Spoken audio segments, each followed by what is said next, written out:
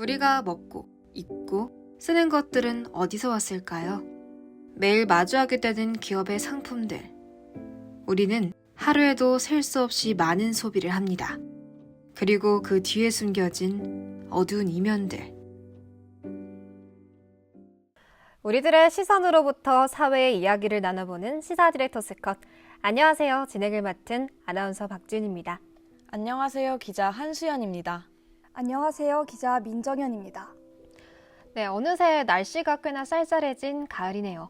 벌써 종강이 한 달 앞으로 다가왔습니다. 확실히 대면으로 개강을 하니까 전경대 후문 게시판에 대자보가 많이 붙어 있더라고요. 혹시 대자보들 읽으시나요? 네, 저는 정우에서 친구를 기다릴 때 대자보를 읽으면 시간이 금방 가더라고요. 네, 저도 정우에서 대자보를 종종 읽어요. 네, 학생들이 자신의 의견을 자유롭게 표현하는 이 게시판에서는 사회적 이슈를 다룬 대자보를 종종 볼 수 있습니다. 이 중에 SPC 불매 관련 대자보도 있었는데요. 이처럼 SPC 불매 운동은 대학생들의 관심도가 높은 사회적 이슈입니다. 이번 시사 디렉터스 컷에서는 SPC 불매와 관련해 윤리적 소비 그리고 우리 사회의 역할에 대해서 다뤄볼 예정입니다. 네, 기자님, SPC 불매 운동이 번지게 된 이유가 뭘까요? 지난 15일 SPC 계열 SPL 평택 공장에서 20대 여성 노동자가 소스 배합기 기계에 끼어 숨지는 사고가 발생했는데요.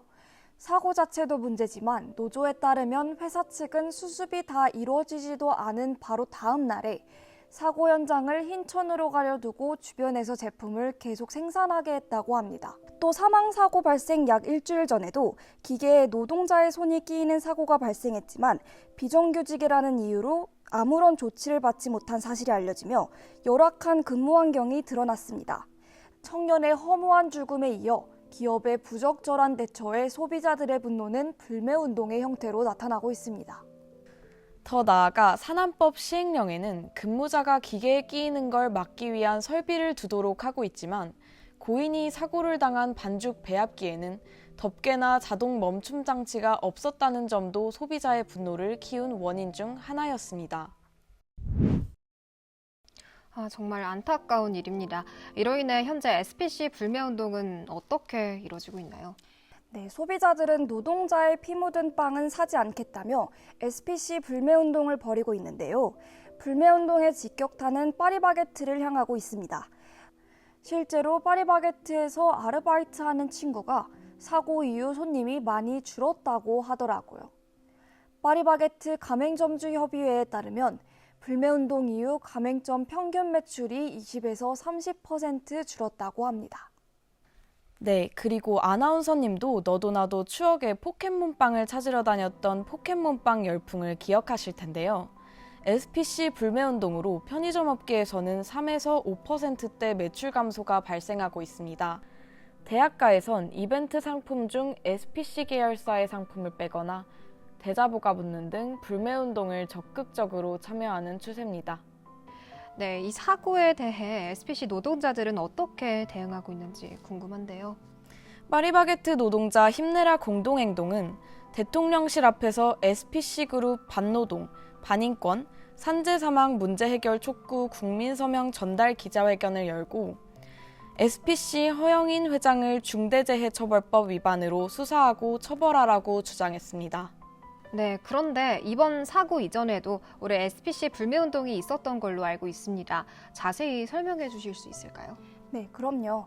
올해 3월 민주노총 전국화학식품섬유산업노조 파리바게트 지회장이 SPC그룹의 부당노동 행위에 대한 사과 등을 요구하며 53일 동안 단식 농성을 했었습니다.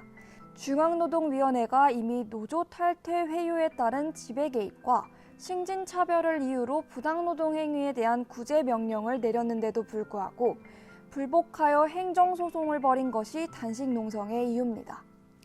맞아요. 이후 한 시민의 제안으로 동네 빵집 챌린지 해시태그 운동이 시작되어 SNS를 통해 한 차례 불매운동이 확산됐죠. 불매 외에도 사회를 위해 소비자들이 실천할 수 있는 것들은 또 뭐가 있을까요? 네, 불매와 같이 환경과 사회에 미치는 영향을 고려해 구매하는 행위를 윤리적 소비라고 하는데요.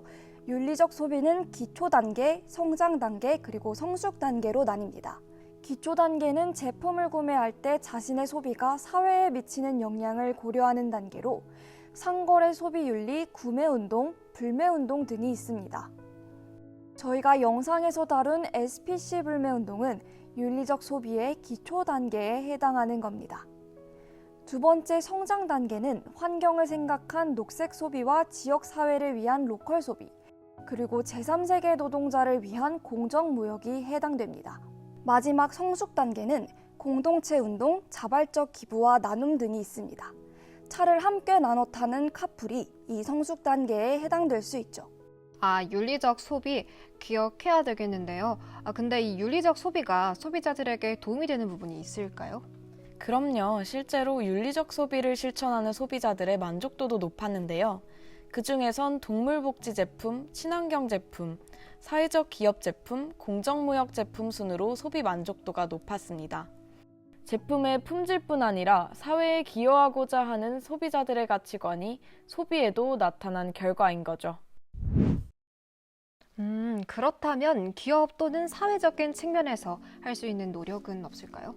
물론 있습니다.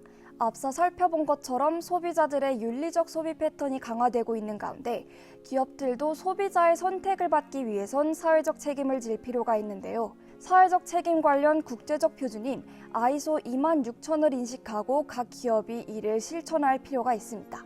ISO 26000 7대 핵심 분야는 조직 지배구조, 인권, 노동 관행, 환경, 공정한 운영 관행, 소비자 이슈, 지역 사회 참여와 개발이 있습니다.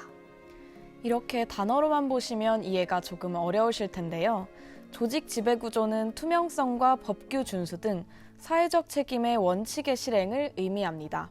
인권은 차별금지, 아동노동 금지 등에 대해 규정하고 있고요.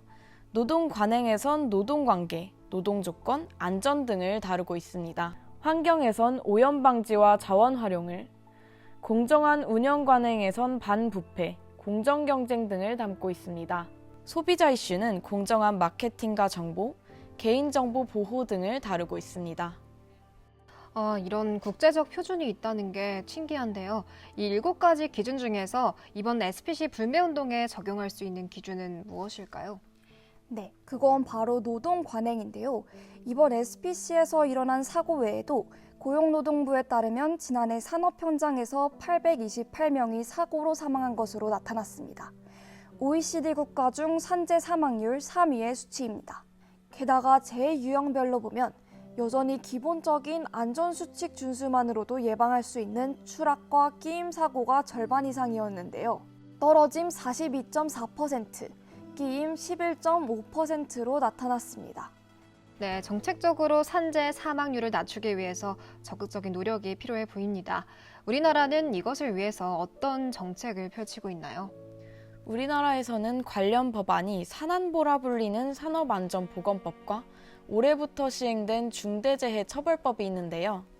기존 산업안전보건법은 산업안전보건기준의 확립과 책임 소재의 명확화를 통한 산업재해 예방 및 쾌적한 작업환경 조성을 목적으로 하고 있습니다. 반면 올해부터 시행 중인 중대재해처벌법은 처벌을 재해 예방의 수단으로 내세운 겁니다. 하지만 현재는 중대재해처벌법은 초기 단계로서 발견되는 한계점들이 많아 이에 대한 논의가 꾸준히 이뤄져야 하는 상황입니다. 이를 위해선 가장 먼저 우리 사회 전체의 도덕적 반성의 논의가 가능하도록 정책에 대한 토론의 기회가 마련돼야 합니다. 정책 개발 과정에선 윤리적 고려 사항을 적극적으로 포함할 필요가 있고 윤리적 자문 과정에는 독립성도 보장해야 합니다. 네, 이렇게 윤리적 소비를 위해 개인 그리고 기업과 사회가 해야 할 역할에 대해 살펴보았는데요. 저희도 기업의 대처 행보를 꾸준히 지켜보아야 할 것 같습니다. 네, 맞습니다. 기업과 사회의 발전을 통해서 윤리적 소비가 자리 잡히는 그날이 오기를 바랍니다. 그럼 이번 시리컷은 여기서 마무리하도록 하겠습니다. 지금까지 아나운서 박지윤, 기자 민정현, 한수연이었습니다. 감사합니다.